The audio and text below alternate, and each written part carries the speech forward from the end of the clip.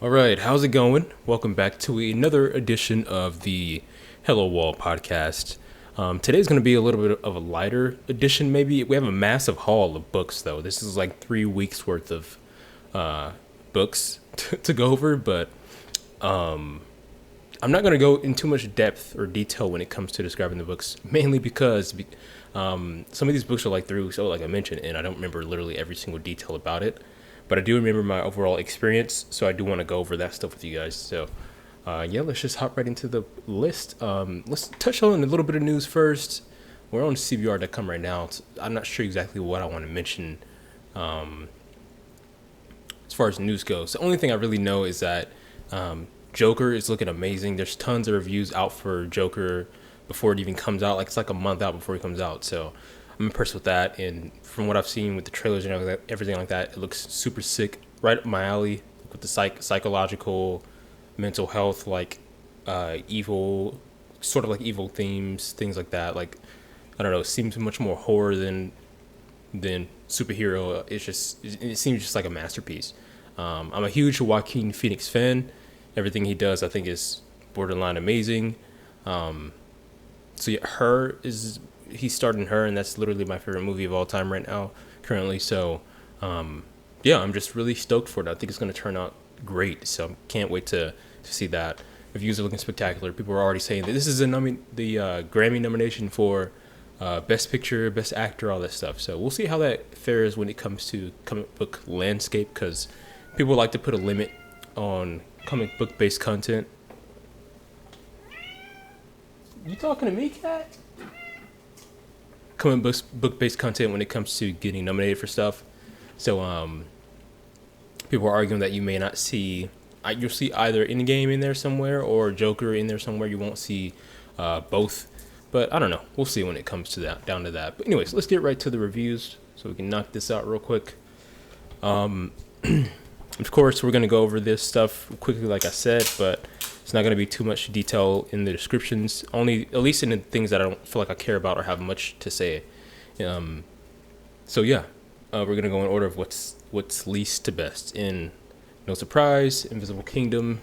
This is the last one that came out as far as like this 5-part, I guess, like arc or like season 1 or something like that. They're doing it. I kind of like that direction they're going in. It gives us a break for people who don't like to have huge pull lists. It gives us a break from getting these tons of books in all the time. So this is off my list, so I'm able to add another book in its place because I do have limitations on how much I want to buy when it comes to comics. So ultimately, this book just was sort of a disappointment. I was never really familiar with these writers, with the writer or artist. Christian Ward, I've heard, is an amazing artist, and he does some amazing work in here, but it does seem sort of inconsistent, and I'm not sure if that's his style or not because I haven't seen his work before. But it does seem very inconsistent to me. Sometimes I can actually show you an example. Like sometimes the lines are super clean, things are super detailed, and it looks like it's going to be, it looks like a really sick panel. Let me try to find a good example of that. Like things like this, the way this panel is just laid out. Right, the one right here. It's really nice. Like that's some unique stuff, really detailed stuff. He has a painterly feel to his art. Like sometimes there's no lines in place. There's just almost like a water paint in a way. Not quite a cinder level, but almost. And then you get scenes like this, which are just, things are very messy and if you guys can see this, messy and blobby and like not really detailed, and just seemed like he needs to rush and get it done, or he or she, I'm not sure for what it is. But yeah, it doesn't necessarily bother me too bad, but it just seems like it just makes this book, which to me already isn't that great of quality overall, especially with storytelling, and it just makes it feel that much more rushed, which kind of takes away from my experience. So the story didn't feel fleshed out from the beginning. The first few issues I really had a hard time giving it my full attention, but the fact that it's a 5-issue series, a 5-issue arc, at least early on, it things like that, they do catch me when it comes to like dedicating to a series, because I do like starting off with number ones and getting up through the entire run. So like like with Shade the Changing Woman. That was a big draw for me as well. But I actually like the book a lot. So I don't know. Overall, just nothing memorable about it. I hardly remember what even happened in the story. I have a general idea, obviously, because I've read it and I know the story and all this stuff. But they get away from the bad guys, and I don't know. They just move on to the next portion of the story. So there's like a deeper, like symbolism and I don't know, other qualities of the story that makes it a better story than what I'm expressing. But those things fall a bit short because the messaging behind it isn't as strong, and the way the message is communicated isn't strong as well. So I don't know. Takes away from that. Overall, probably, I mean, if I had to rate the entire series, which I guess is a cool thing to do, rate the entire series, I would rate it maybe like maybe a 5 out of 10. Pretty middle of the road. I wouldn't say it's a comic that's not worth getting a print, but I wouldn't say it's anything that, I mean, I'm going to look in my collection 10 years down the road and be like, you know what, I have to hold on to this because it means a lot to me. It's not going to be that kind of book. I would get rid of it quickly. So yeah. Let's see. There's a lot of House of X in here. That's coming out weekly with House of X and Power of X. So, I kind of just want to touch on House of X and Power of X passingly. First of all, let me mention that there's a huge contrast between the book design, graphic design, storytelling, art, everything. A huge contrast between this book here, House of X, and Power of X. Actually, the artists are sort of similar in both books, but in just the series here, there's a huge difference between this and Invisible Kingdom. This is spectacular. I'm having a great job with this. I don't think I've ever read anything Hickman, but I've always heard he was a good writer, and I've heard he was at his peak right now. Like, the stuff he's doing right now is the best stuff he's doing, and I'm glad I got in on this when I did. I even added it to my pull list. I even started a pull list because of this book. Some the guy at the comic shop suggested it because it's coming out weekly, and it's a really hot book, and I buy my books every couple weeks, so I do miss a lot of books on accident. Like, I've missed Paper Girls, which kind of stopped me from collecting that. I missed Ascender, which we'll talk about a little bit, which stopped me from collecting that. I've missed some Batman issues, which I ended up reading digitally. So, yeah, House of X has been spectacular. The design, I mean, there's so much depth in the story. It's one of those books that, I mean, I've never been a huge X-Men fan. I've never really read anything X-Men. I used to watch the animated show when I was younger, but there's a lot of things going on in this book that I don't quite understand. So we always open this story with, and I'm going to jump around each of the books. I'm not going to just stay on one book and talk about them each in detail, but we always start with a quote, which always ends up tying in to later on in the story, which gives me this. I'll show you one, for example, that gave me chills when I read it. But so this is Dr. Xavier. This is going to be spoilers, obviously. This is Dr. Xavier, and obviously that's not Dr. Xavier. It reminds me of, is it Reed Richards or one of the Richards kids, the really strong, like, Omega level telepath who can, like, control tons of things. That's who that reminds me of. And so it makes me, off the bat, I'm like, what the hell's going on? I don't know anything about X-Men or the current climate that it's in. I don't know anything about the storytelling in X-Men from this point, from previous books, like, at all. Like, I have no history on X-Men except for the animated series. And I know the characters, obviously, in the movies, but I mean, the comics are pretty different from that. So automatically, I think we're in a weird timeline or some kind of weird, I don't know what's going on, but of course things are explained later on, but it still doesn't explain that aspect of it, I think. We get stuff like this, like crazy, like graphic design type things like this, that throughout the entire book that just adds another level to the story. Like, a lot of the times you'll see writers and, I guess, artists and editors allow these pages like this, but lower in quality, to make it through to the book, and they really don't add anything at all to the story. But these actually tell you, like, different lore and details behind everything, and it actually explains to you the story in depth. Because without these, this is the great point, I think, if I say so myself. Without these, sorry, like, my dog's in the background running around, my girlfriend's here. Without these, you wouldn't know what the hell's going on. This explains to you what the characters are. It's very new reader friendly, which I appreciate, especially with the number one, especially with the series that's coming up. I do appreciate Hickman seeming to take new fans seriously and allowing them to understand what's going on, even though we also have no clue what's going on. So I probably shouldn't bin the book like that. This is the number one. And I have a really big feeling this is going to be one of the better X-Men runs, even though I've never read any X-Men before. And I do have a feeling that this is going to be very important for the landscape of X-Men going forward for years to go. So we established that we have this new guy is Dr. Xavier. He's living in this place, Krakoa, which is like X-Men's own nation, safe haven. They're separate from the entirety of humanity, because obviously there's been this lifelong war between men and mutants because they're afraid of them. And here's more details with story and like this is the kind of stuff you don't want to skip with this book. I know sometimes there's like back matter that give you extra details about some other books, but they're placed right it's smack dab in the middle, so they're definitely important. You can't skip this stuff, unless I guess you're a huge expert on X-Men. But anyways, story progresses with us finding out who's a part of this, but it's very vague. Like they're in this book, this is the first book, they're going for this one little like a piece of information out of this facility that the government owns. That may be actually the next book, but no, it's this one, I'm pretty sure. But yeah, we move on to the next stories, Power of X and House of X. And House of X seems to be more of a, we're deeper into the characters and their experience and their ground level missions. And then Power of X is like an overall seeing like expression of what the X-Men has been over the years. So they're showing us year 1, year 10, year 100, year 1000, I believe. And they're showing us all these iterations of X-Men. And it makes you wonder why they're doing this and how the X-Men story is different over all these timelines.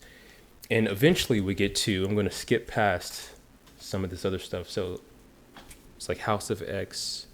I forget why this one was placed in here. This is House of X number 3. Oh, this is on top. That's why. So this Power of X. So yeah, we're gonna knock House of X and all that out of the way for real quick. Okay, let me see what this one is. What is this? Why is Power of X 2 before 1?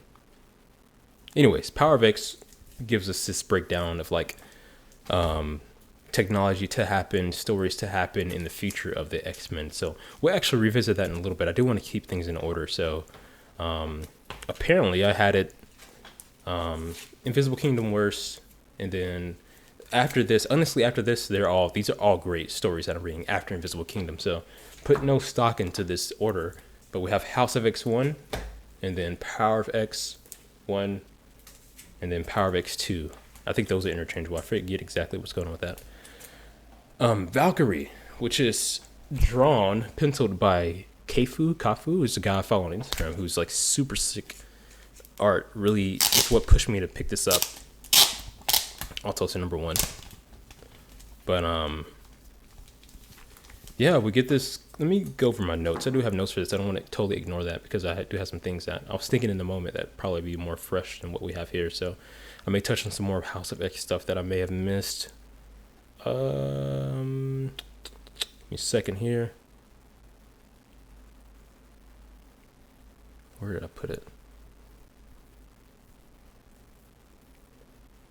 This is not. Oh, here we go. Comics thoughts. So I'll just touch on my notes real quick and then I'll go through the details. I said it was a pleasure looking at this art. Of course, I'm a huge fan of the artist, so of course it was a pleasure looking at the art. So I expressed that there was clean lines with like a slight cell shading effect on the lines, which is true. Colors by Jesus, it says here. It suits it really well, which I agree. Jesus's colors bring like depth and like a realism, but a cartoonish realism to the story, which I think is a really awesome style for this type of story. The background and art feels good to me. I really appreciate it, especially this opening scene of Valkyrie number 1, where, I mean, look at this, just full page art piece here of Jane Foster's Valkyrie.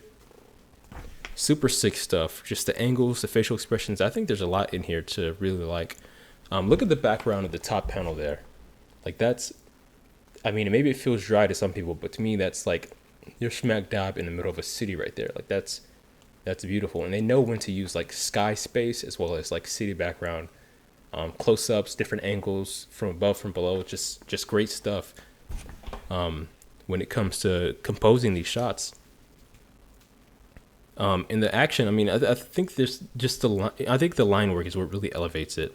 Colors definitely brings it there, but I think the line work really elevates it. And I'm a huge fan of Keifu, or however you say his name. I just think he's I don't know. I think he sort of makes the book. Of course, Jason Aaron and Al Ewing bring a lot to the table. Of course, it's their story as well. But I don't know. For me, the art is just such a pleasure to look at. What do we have here? I like that balancing act between Valkyrie and Jane Foster. I do like how we go in between the two.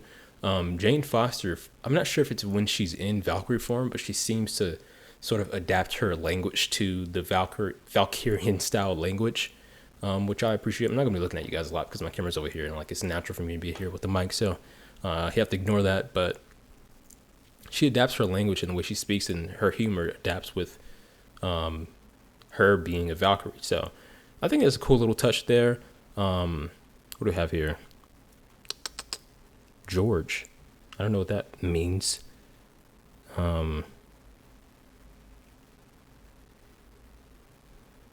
Yeah, I mentioned that the contrast between Jane's words and Valkyrie's words is good. Yeah, I don't know. My thoughts are really rambled here, but yeah, I think it's a really fun book. I like the one thing I do really appreciate is the morgue. The morgue story. I think it's a huge difference. It kind of reminds me of iZombie, if you've ever seen that show, at least the first season. I do like that she has to be accounted for with her human world life. I do think that's important to ground a superhero.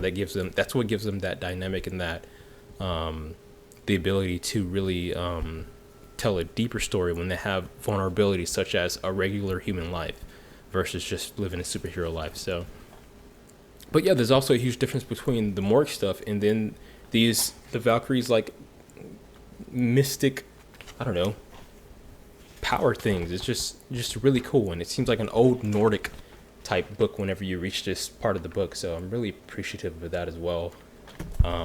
Yeah, I'm just really liking this book a lot. I think the drawing is amazing. I think the writing is fun.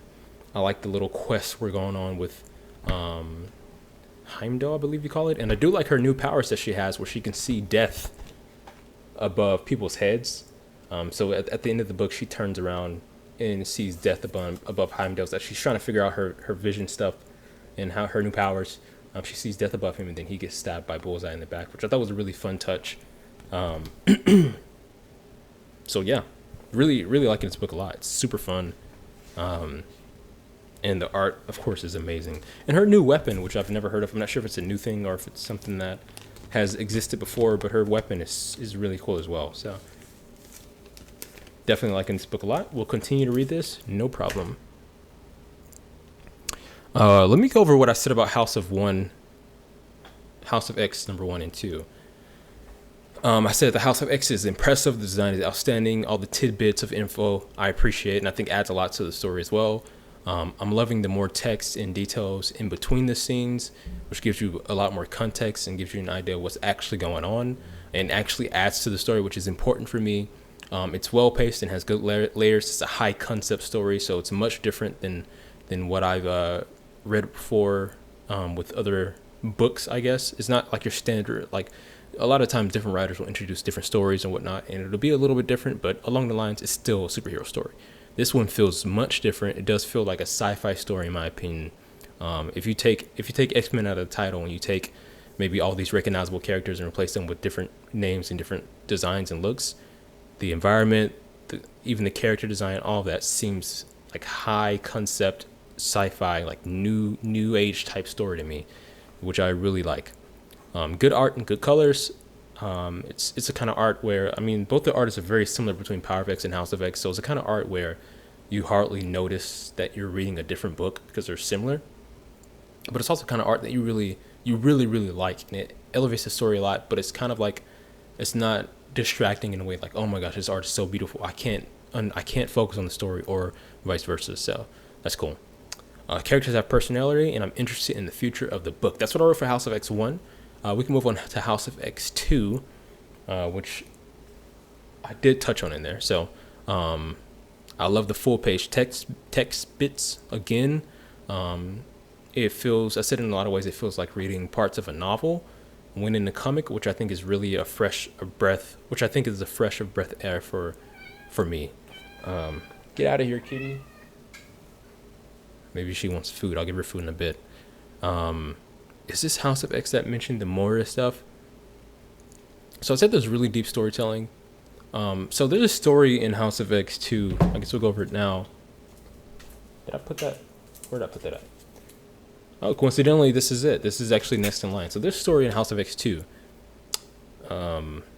where we're touching on Moira. So that seems weird. Let me see if this is true or not. This is a Moira story, which I thought would be like a Power of X thing, but no, it's Moira. So what's really cool about this, and this is probably one of my favorite issues of the entire run. The later issues are fun because it brings everything together, but you can tell by the cover here that we're seeing these are all various iterations of Moira. So Moira is a mutant whose mutant powers is to reincarnate herself.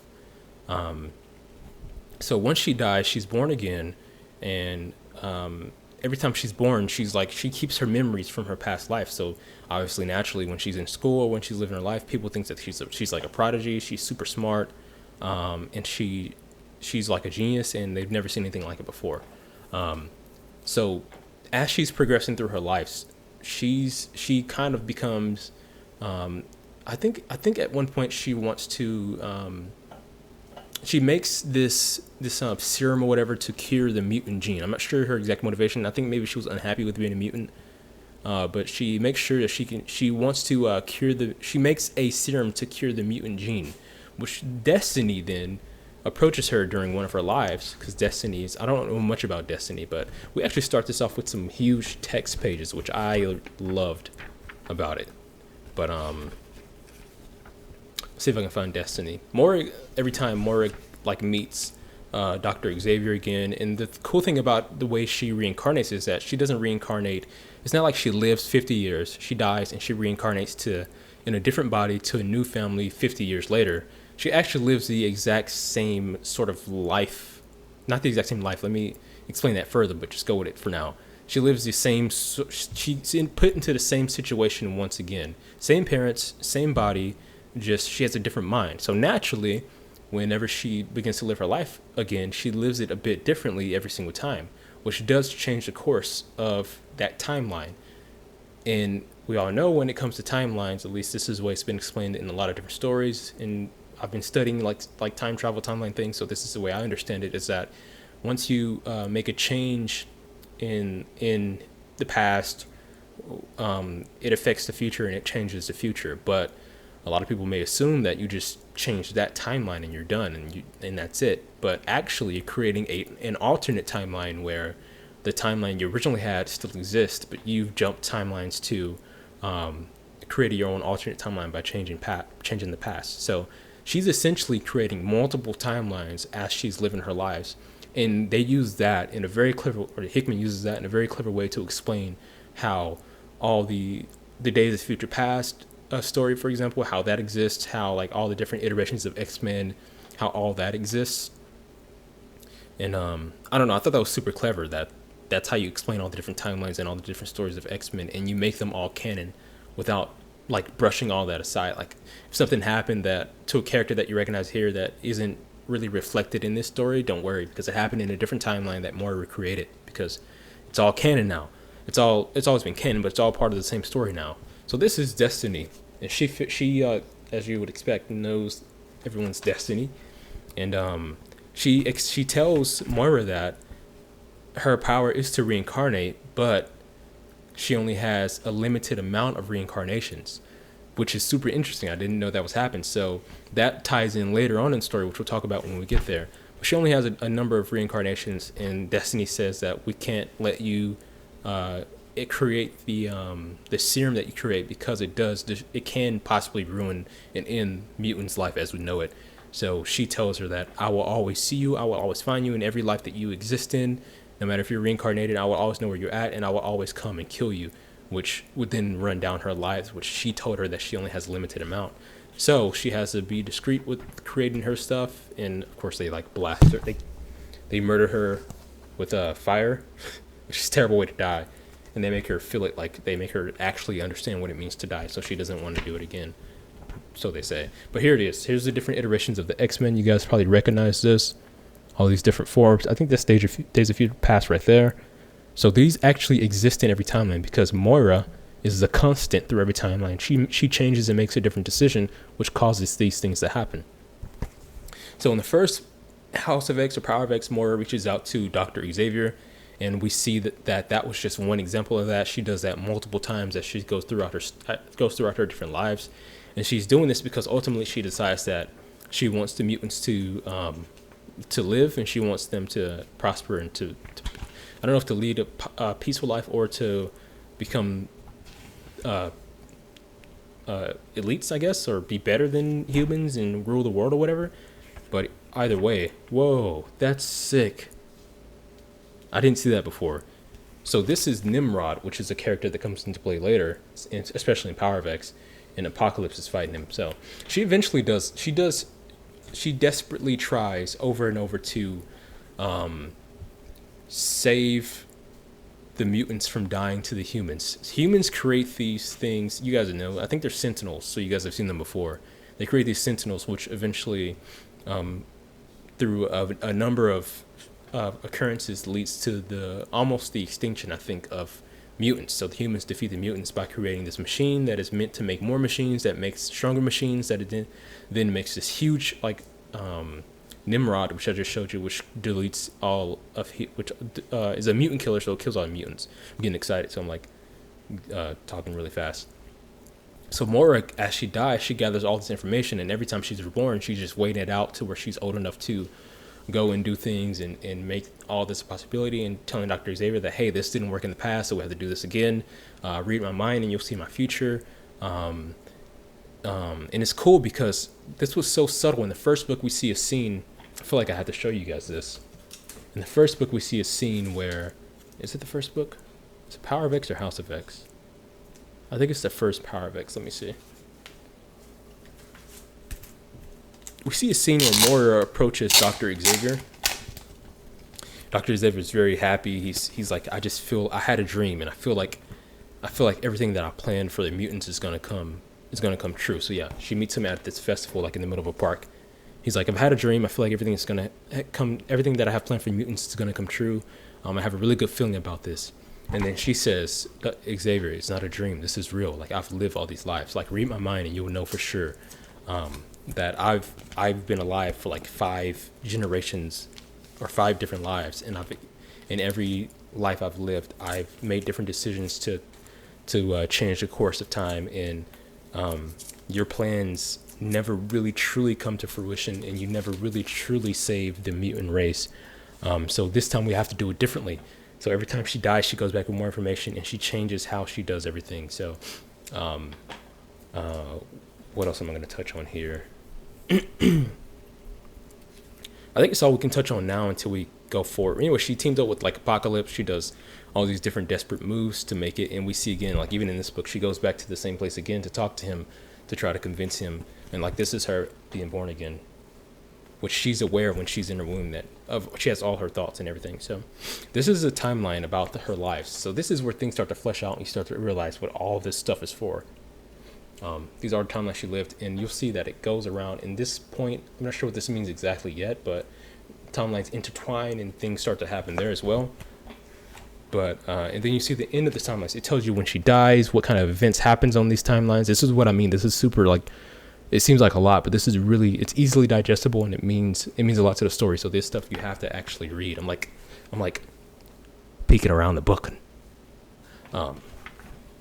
So yeah, this is, I don't know, this is super cool stuff. It tells you the end of her lives, and they also tell you like which order to read the books in, which is important if you're collecting singles after it already came out. But if you're receiving the book while it's coming out, I don't think you'll have an issue following the story at all.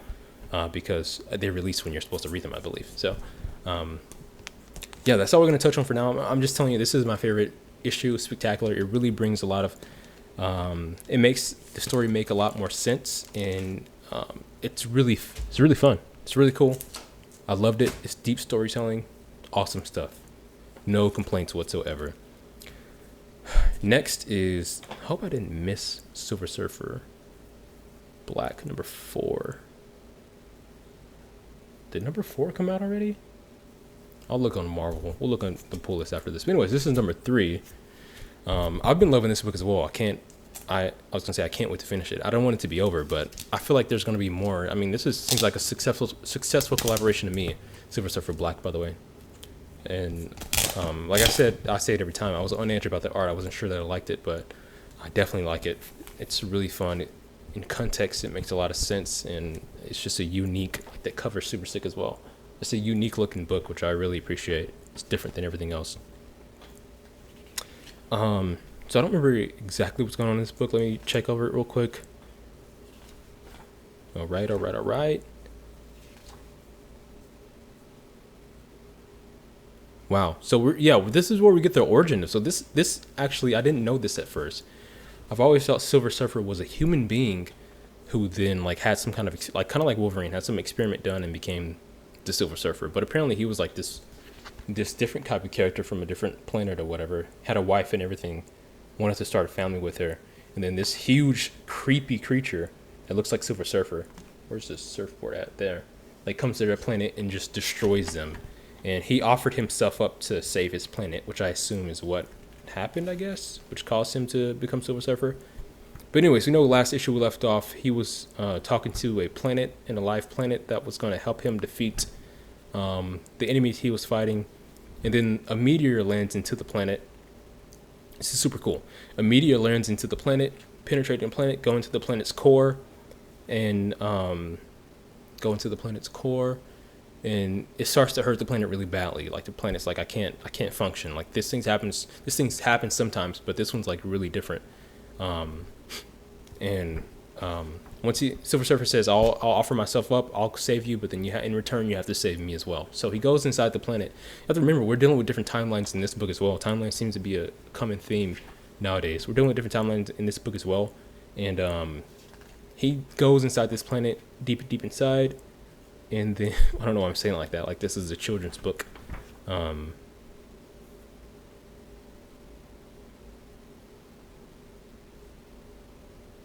So anyways, the meteor that lands is pretty much Galactus.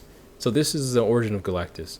And I would assume that this thing is well, we know Galactus becomes a thing later on. So this thing must feed off the planet, become bigger, and then engulfing the planet to grow stronger and to become what it becomes in the future. So we already know the fate of the planet. The planet's probably going to die because this is the past that we're living in. So we already know what's going to happen in the future based off our comic book knowledge. So, and Silver Surfer knows that as well. So he's probably not going to be able to change the origin, but it's cool that they're doing like this time jump stuff, and the art's sick and the writing's sick, and I'm digging it.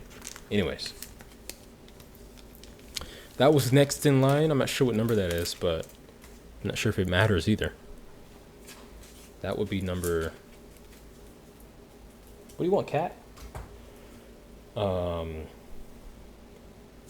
Wait, 1, 2, 3, 4, 5, 6, 7, 8, 9, 10, 11, 12. Number 12. Number 12 was that.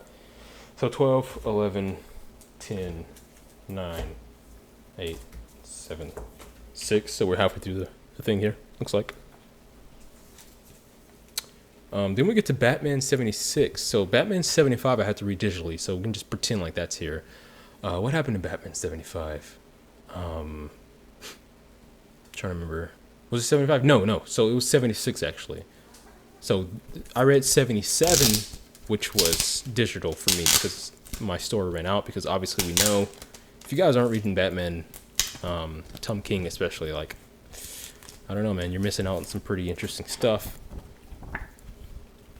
Some people hate on this book, I know, but I don't really see a reason to hate on it. So we get more of the same stuff when it comes to this. Essentially, we get more world building. We get more like big scale battle stuff. Big scale as in like superhero versus superhero, villain versus villain. Like tons of tons of superheroes in this book, which is super fun. By the end of this book, Robin decides that he wants to go into the city of Bane, which in the city of Bane, being a hero is or a hero in City of Bane is forbidden. You can't be a hero and go into City of Bane. You'll get murdered. And they have Alfred held hostage because they want to avoid any superheroes coming in. That's the leverage that they have.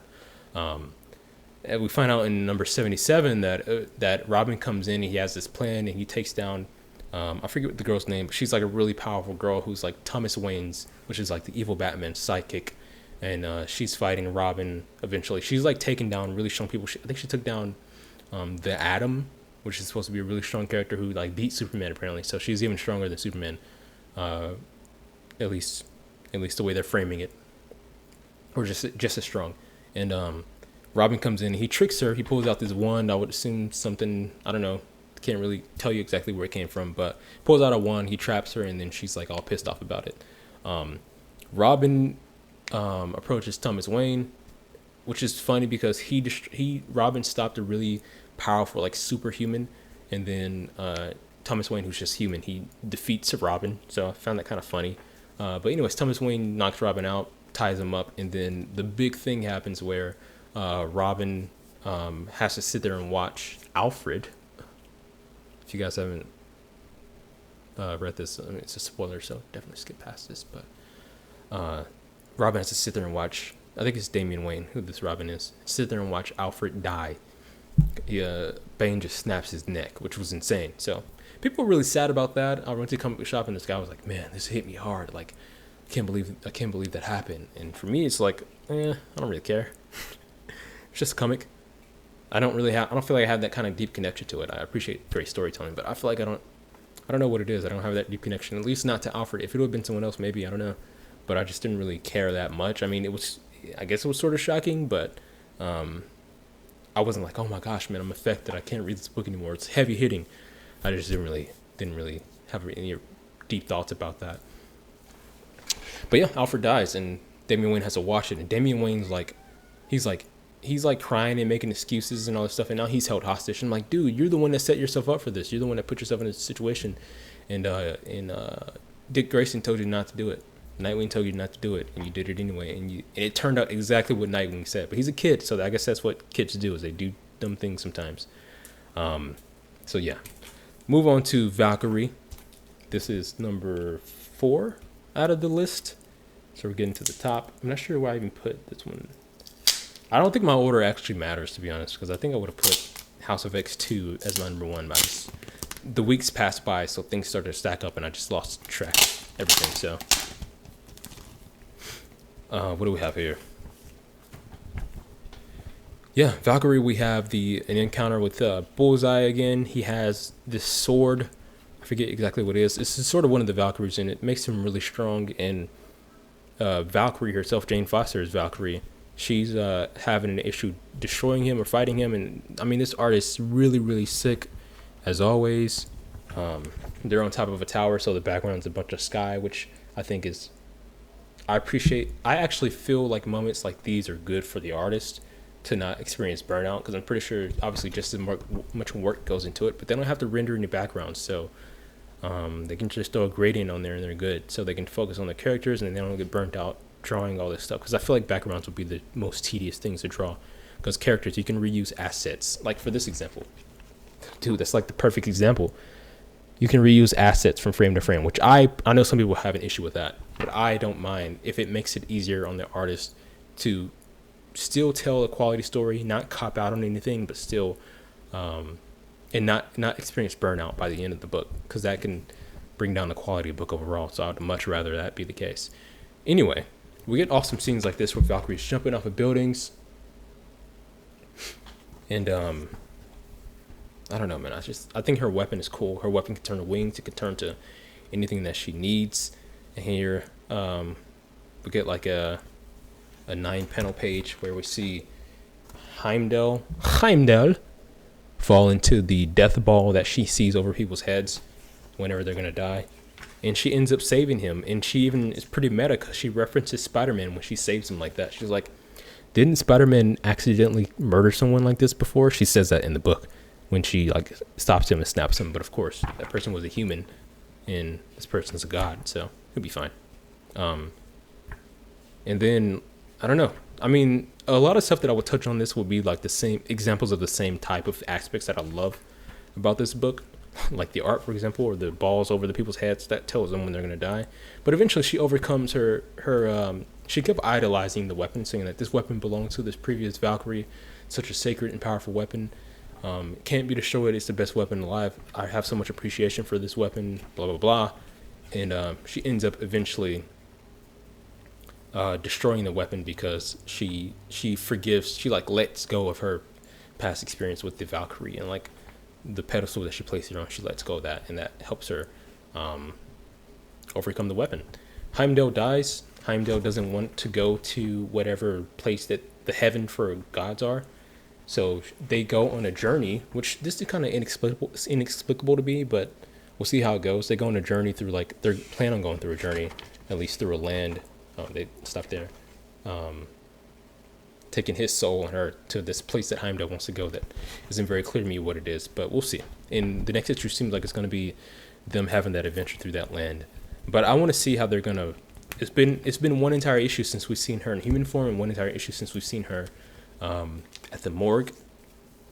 So I wonder if pacing is going to end up being an issue, because I do want to continue seeing her human life stuff as well. Like, I actually assumed that we're going to get like a iZombie thing where we get or like a psych thing where we get people coming into the morgue. She knows the morgue guy, investigates the body, and then she can use that information to help stop bad guys, which would have been like a, I don't know, like a supernatural type thing where you're like, you go in episode to episode, different stories within each issue.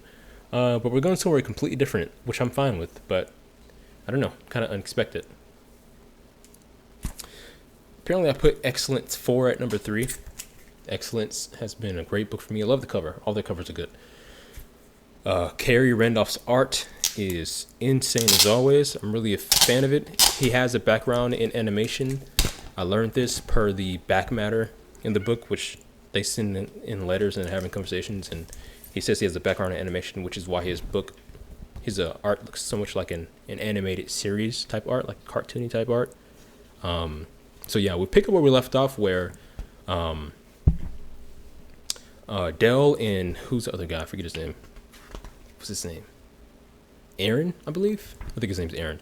Dell and Aaron are in a hospital bed because they had a huge battle, and then obviously we missed that part. So they're explaining to us through flashbacks what happened during the battle, which I think that's a really cool way to tell a story. Brandon Thompson is doing a great job at that. Is it Thompson or Thomas?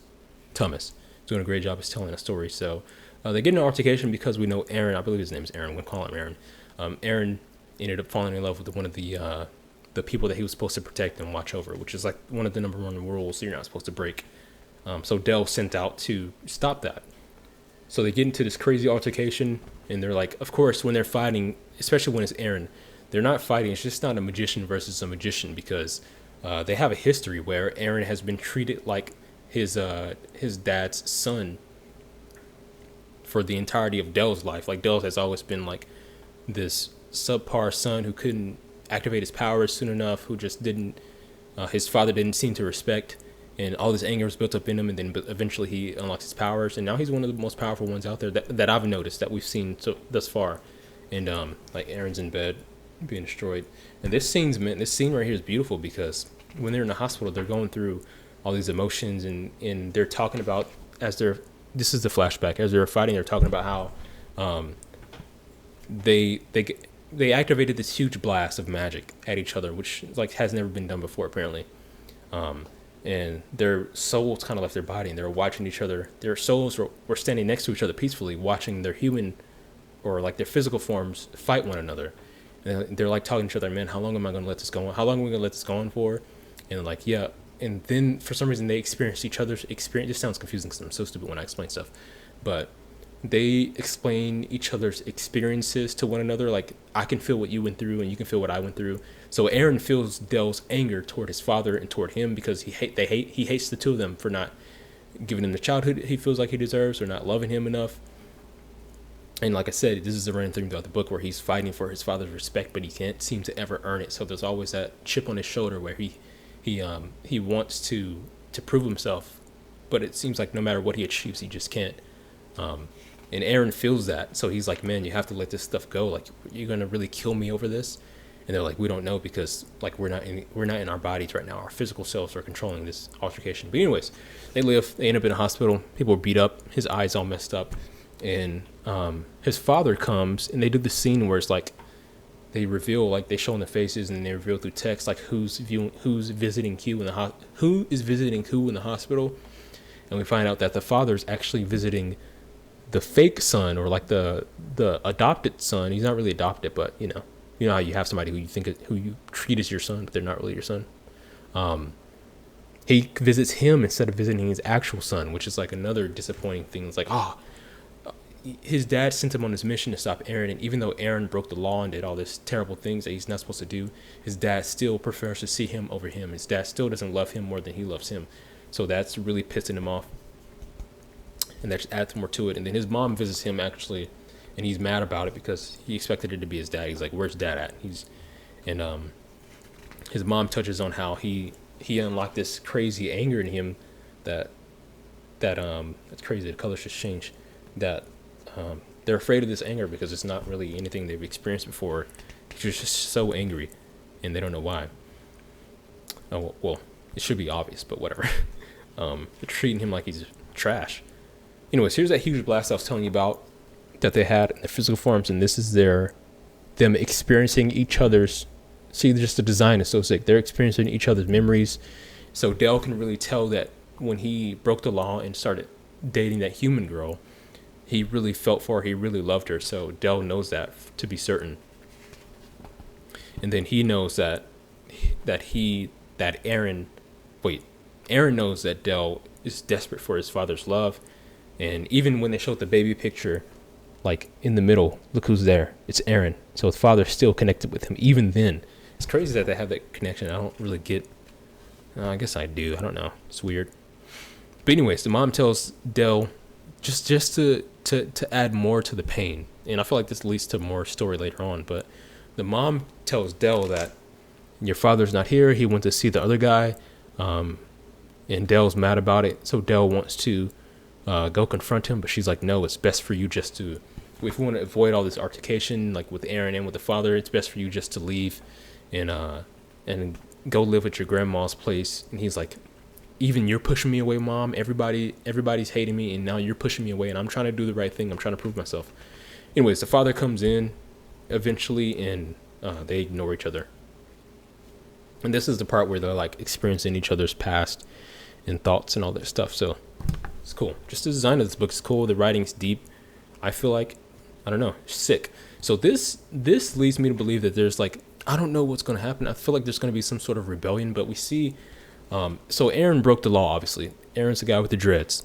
He broke the law, so he's going to jail because he did something he wasn't supposed to do. Dell, who, like, I was sort of expecting to go to jail as well because of that huge battle. I'm like, wait, you're right. Even I'm starting to feel it. It's like, yeah, you're right. Dell didn't do anything wrong. He was sent on a mission to stop Aaron, and that's what he did. But still, the writer makes it seem as if he's the bad guy because I guess that's just how the book goes. It's like, it seems like the world's against him. And at least that's the way he perceives it in his head, and it's translating in the text as well, which I think is an awesome manipulation by the writer. So like, they're doing a great job of building this stuff up. But anyways, he goes to jail, and he's sitting in his cell, and then Dell goes to his grandma's house, and he's like, well, maybe this is the best decision for me because I can do things and nobody's watching over my shoulder all the time. And then we get this like split page here where like Dell is himself where he's focused, and then Aaron's himself where he's like, he looks like he's up to something, like he's about to do something he's not supposed to do. And I'm assuming, oh, here it is. It even says it. So it says, he's talking about how he's at his grandma's house, and he's like, it's not so bad after all. There's no one here to keep me. No more bygones bullshit. No one to keep me under control. no one to stop me, or maybe no one to stop us. And then they show this double scene here, which makes me think they're up to something, because they had a deep experience when it comes to that magic blast that they had. They had experienced something, and I think they're going to go after the hierarchy. I think they're going to try to figure out. I think this is where we're going to start getting answers as to like why they have to watch over those people who are coincidentally all the white people, and they're all black. I think we're going to get answers to that. I think we're going to get answers to why there's these rules in place, like who's behind setting these rules in place and all that stuff. So I think we're about to get into that, and I think they're going to rebel and then go and figure that out without anyone knowing what they're doing. Anyways, this book is still my favorite book. Overall, I mean, House of X is really close, but I think this beats out Batman for being my favorite book as well. This series is just super sick. So yeah. Down to our last books, which would be number 2 and number 1. This has already gone too long, but issue 3 of both Power and X are both number 2 and number 1. I mean, the story just starts to come together here. What do we see? So we figure out that, so in Power of X, they've been showing these multiple timelines. Excuse me. In Power of X, they're showing these multiple timelines. In Nimrod, who's that purple guy that I showed you guys before, he pretty much rules the future. So there's Nimrod, and there's a set of human, I'm not sure what they're called exactly, but monarchs? They're humans infected by nanotechnology, which they go through this process and then they become a stronger, like almost like a cyborg type human, and then a full-on machine. So they get taken over by machines. So humans have integrated with them in that way. Mutants have been, it's kind of like Adam and Eve, like the beginning of Earth. They were naked amongst the trees and all that stuff. That's where mutants have been sort of delegated to. So everybody's been sectioned off. Apocalypse, along with what they're calling the four horsemen. So Apocalypse and Wolverine and what's it called? His name? I forget their names exactly. I guess I'll have to show you guys. It's impossible for me not to show you anything. I just want to get through this. Apocalypse and them. These are the last books, by the way, so nothing to worry about. These are the humans I was telling you about, where they're like, humans are weak, which they are humans, which kind of confused me at first. I'm like, what the hell are you talking about? But humans are weak.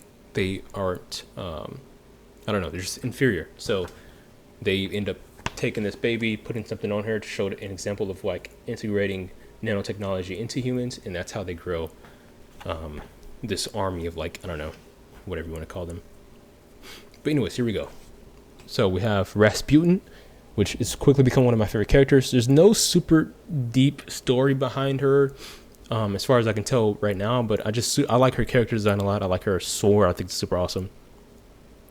And she's cool. She's like a brawler. There's nothing really deep about her that's crazy, make me want to like her. But anyways, so we get on the spread page here of them telling us, like, the whited out version is somebody who's not alive, and this is like their role. So this is Apocalypse, who's like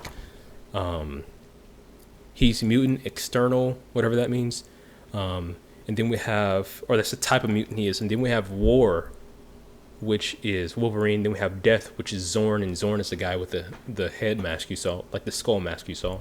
Then we have Pestilence, which is North. So we have Famine, which is Krakoa. And it goes on. Rasputin is, well, she's Rasputin. She's a chimera. So I don't know. There's like depth to how these characters are. They're not just mutants. They're each a different type of mutant. And here's Nimrod figuring his stuff out. But anyways, the story goes, these, like the what do you call them? The Four Horsemen. I can't even think of it.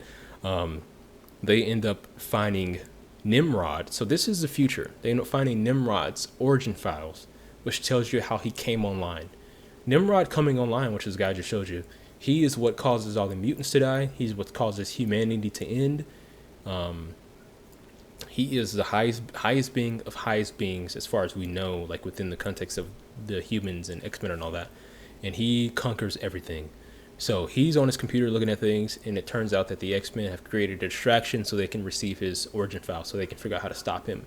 So as you know, as we explained before, Moira, she creates different timelines whenever she dies. So whenever she dies, she's reborn, but she knows everything that she knows everything that she's experienced in her past. So the mission is to receive these files, so that she can take these files back into where she's born again before Nimrod's ever even existed.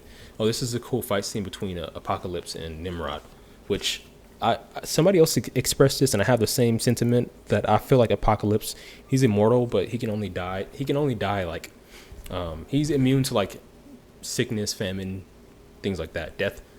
But he can die if it's like by the hands of another mutant or something like that. But anyways, he gets really destroyed by Nimrod, which I found hard to believe because I feel like he's just super strong and super sick, and I'm actually starting to like Apocalypse a lot. Anyways, Wolverine brings the files of Nimrod. I'm not giving this any justice, by the way. If you're not reading this, you have to read this.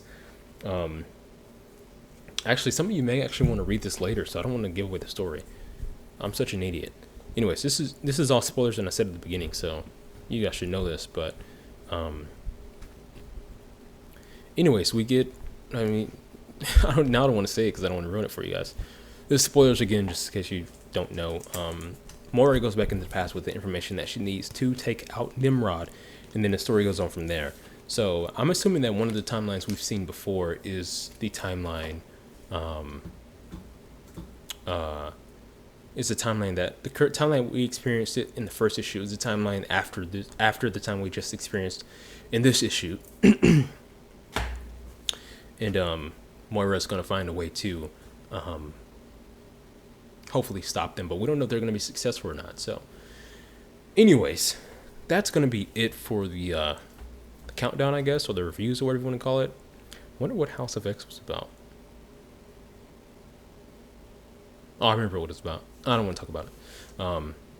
Yeah, that's it. I hope you guys enjoyed it. Should we go into like a pull list thing? Let's see what's coming out from Marvel in the next little while. Release calendar. What do we have coming up? So I actually didn't pick up last week's comic, so I know last week I'm gonna get ooh, what is this? For last week I'm gonna get House of X, so I know that. And then this week I was picking up Loki, but I stopped picking up Loki. I'm gonna get Power of X this week. Oh, okay, Silver Surfer Black 4, which is what I was looking for. So yeah, we're gonna get that this upcoming week, which I'll be picking up on Friday, I believe. So yeah, that's that. And then let's see Image Comics. You guys can see how little my pull list is. Literally like one book a week from Marvel, at least. Coming soon. Is this where you look at that? I guess September, I don't know. It seems weird. Usually it's... Okay, new releases. What's came out last week? Ascender. Like I said, Ascender, I have to read the digital version of number 4 because I haven't read that yet. So I haven't read 5 either.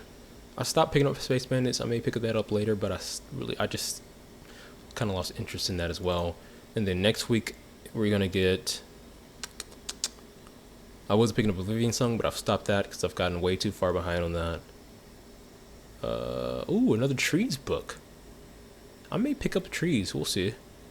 And I'm thinking about getting an Earth as well. Anyways, that's it, guys. See you later.